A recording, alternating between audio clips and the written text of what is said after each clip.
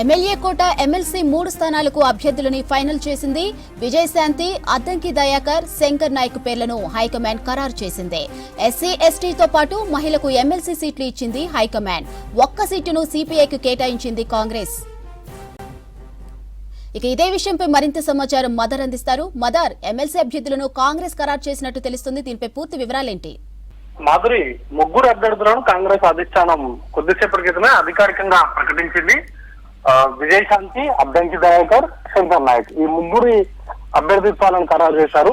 దీంట్లో అద్దంకి దయాకర్ ఎస్సీ సామాజిక వర్గం మొదటి నుండి కూడా కాంగ్రెస్ పార్టీకి సంబంధించినటువంటి వాయిస్ గా టీవీ డిబేట్స్ లో కావచ్చు, అధికార ప్రతినిధిగా కూడా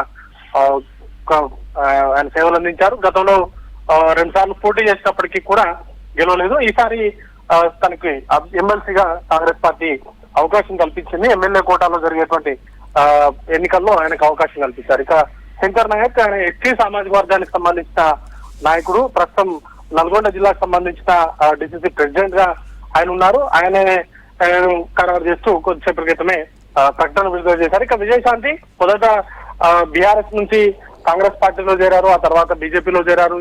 ఇటీవల కాంగ్రెస్ పార్టీకి వచ్చారు. గతంలో ఎంపీగా తెలంగాణ రాష్ట్ర ఏర్పాటు సందర్భంలో ఎంపీగా కూడా పనిచేసినటువంటి అనుభవం ఉంది. దాంతో పాటు ప్రముఖ సినీ నటిగా కూడా కొనసాగుతూ ఉన్నారు. మహిళా కోటాలో విజయశాంతి పేరుని కాంగ్రెస్ పార్టీ అధిష్టానం ఫైనల్ చేసింది.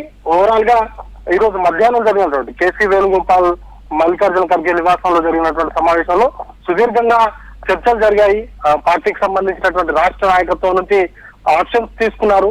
స్వయంగా రాష్ట్ర వ్యవహారాల ఇన్ఛార్జ్ గా ఉన్నటువంటి మీనాక్షి నటరాజన్ పిసిసి చీఫ్ తో అలాగే సీఎం ఇతర ముఖ్య నాయకులతో మాట్లాడారు. వారి అభిప్రాయాలు తీసుకున్న తర్వాత ఈ రోజు ఒక సుమారు గంటన్నర పాటు ఏఐసిసి అధ్యక్షుడు మల్లికార్జున ఖర్గే నివాసంలో సమావేశం జరిగింది. పూర్తి స్థాయిలో ఎక్సైజ్ చేసిన తర్వాతే ఈ అధికారికంగా ప్రస్తుతానికి ఎమ్మెల్యే కోటాకు సంబంధించినటువంటి అభ్యర్థులను, అది కూడా సామాజిక వర్గాల వారిగా ఎస్సీ, ఎస్టీ, మహిళ ఈ 3 కేటగిరీల్లో నాయకులను అయితే ప్రస్తుతానికి అయితే అనౌన్స్ చేశారు. ఇంకా సీటు సిపిఐ పార్టీకి గతంలో పొత్తుగా పోటీ చేసినటువంటి సిచ్యువేషన్ కూడా ఉంది. వీటన్నిటిని దృష్టిలో ఉంచుకుని సిపిఐకి ఒక సీట్ను కేటాయించాలని ఏఐసిసి అధిష్టానం భావించింది. దానిలో భాగంగానే ఒక సీట్ను అంటే సంఖ్యాబలం ప్రకారం చూసుకుంటే 4 సీట్లు కాంగ్రెస్ పార్టీ కైవసం చేసుకునేటువంటి అవకాశం ఉంది. దాంట్లో 3 సీట్లకి 3 క్యాండిడేట్స్ ని కాంగ్రెస్ పార్టీ అనౌన్స్ చేసింది. మరొక సీటుకు సంబంధించి సిపిఐ పార్టీకి కేటాయిస్తూ ప్రస్తుతానికైతే ఏఐసిసి అధికారికంగా అనౌన్స్మెంట్ అనేది కూడా చేసింది. రేపు తోటి నామినేషన్లకు చివరి తేదీ ఉంది. రేపు మధ్యాహ్నానికల్లా వీరందరూ కూడా నామినేషన్లు దాఖలు చేయాల్సి ఉంటుంది. కాబట్టి ఎక్సర్సైజ్ పూర్తి స్థాయిలో చేసిన తర్వాతే కాంగ్రెస్ పార్టీ అధిష్టానం ఈ మేరకు 3 పేర్లను ఖరారు చేస్తూ నిర్ణయాన్ని అయితే ఫైనల్ చేశారు. మాధురి.